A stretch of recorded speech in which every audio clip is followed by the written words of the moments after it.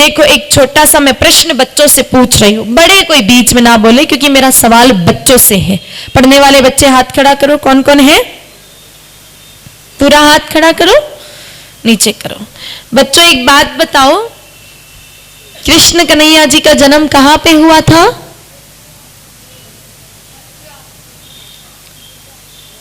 कौन बोला?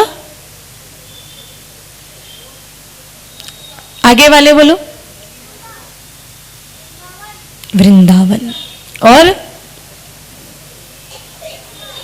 एक मथुरा, एक वृंदावन। बच्चों आप बताओ, पता ही नहीं है। अब ये स्थिति क्यों आई है? कोई वृंदावन कह रहा है और किसी को तो पता ही नहीं है। ये हालत क्यों हुई है? इसमें दोषी 1% भी बच्चे नहीं हैं।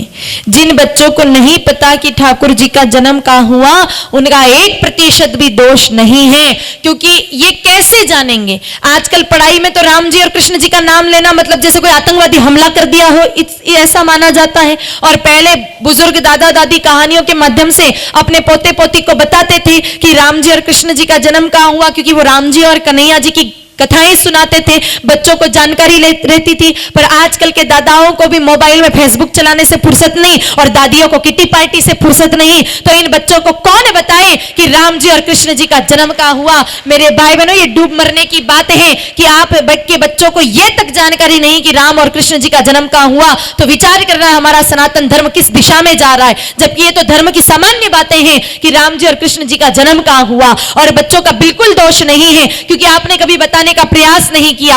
आप जितने भी यहाँ माता पिता बैठे हैं, जैसे ही आपका बच्चा बड़ा हो जाता है, आप ए फॉर एप्पल और बी फॉर बॉल वाली किताब ले जाकर के थमा देते हो कि ले बेटा तू एबीसीडी याद कर ले, पढ़ाई करना सीख ले और पढ़ लिख करके पैसा कमा ले। बस हम अपने बच्चों से सिर्फ इतना चाहते हैं, इससे ज्यादा हम अपने बच्चों से कुछ चाहते ही नहीं है। आज तक आपने अपने बच्चे को रामचरितमानस जी ले जाकर के दी कि ले बेटा एक चौपाई इसकी भी पढ़ ले। आप ने एक भी बार यहां पर बैठे किसी भी माता पिता ने अपने बच्चे को गीता जी लेकर के दी कि ले बेटा एक श्लोक इसका भी पढ़ ले? नहीं, हमें कोई मतलब ही नहीं है। धर्म जाए भाड़ में। मेरे भाई बहनों, मुस्लिम इतने बच्चे होते हैं ना, वो देखना छोटे छोटे बच्चे अपने धार्मिक किताबों को लेकर के और तालीम लेने जाते हैं, अपने धर्म की शिक्षा ग्रहण करने जाते हैं, क्योंकि उनके माता पिता को यह नहीं पड़ी है कि मेरा बेटा डॉक्टर बने कि इंजीनियर बने। उनके माता पिता को पहले सबसे पहली चिंता यह रहती है कि हमारा बच्चा हमारे धर्म की शिक्षा लेवे, और वो सबसे पहले उनको धर्म की शिक्षा देते हैं।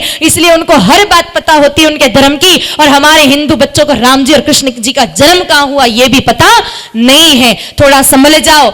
माताओं और भाइयों से निवेदन है कि अपने बच्चे को 8 घंटे जब विद्यालय भेज रहे हो तो कम से कम 8 मिनट तो धार्मिक शिक्षा भी दो, कम से कम 8 मिनट तो उनको रामचरितमानस जी पढ़ाओ, कम से कम उनको 8 मिनट तो गीता जी का भी पाठ पढ़ाओ, ताकि वो एक अच्छा इंसान बन सके। पढ़ लिख कर डॉक्टर इंजीनियर तो बन गया, लेकिन आजकल की मैकालय शिक्षा पद्धति में मेरे भाई बहनों संस्कार आ जाए, ये कभी आप विचार मत करना। फिर पढ़ लिख करके खुद पत्नी को लेकर के भाग जाएगा और आपको यहां सड़ने के लिए छोड़ देगा, अगर उनको संस्कार नहीं दिए तो। और संस्कार सिर्फ धार्मिक पुस्तकें ग्रंथ दे सकते हैं, बाकी आपकी ये मैकालय शिक्षा पद्धति कोई मेरे भाई बहनों संस्कार बच्चों को नहीं दे सकती। इसीलिए आज से ही निवेदन है, अपने बच्चों को थोड़ा थोड़ा धर्म का भी ज्ञान दो, ताकि इनको कम से कम पता चल जाए कि राम जी और कृष्ण जी का जन्म कहाँ हुआ। ये बहुत बड़ी मेरे भाई बहनों दुख की बात है कि इतनी छोटी छोटी सी बातें हमारे बच्चों को नहीं पता, आगे तो क्या ही धर्म की चर्चा करें इनसे।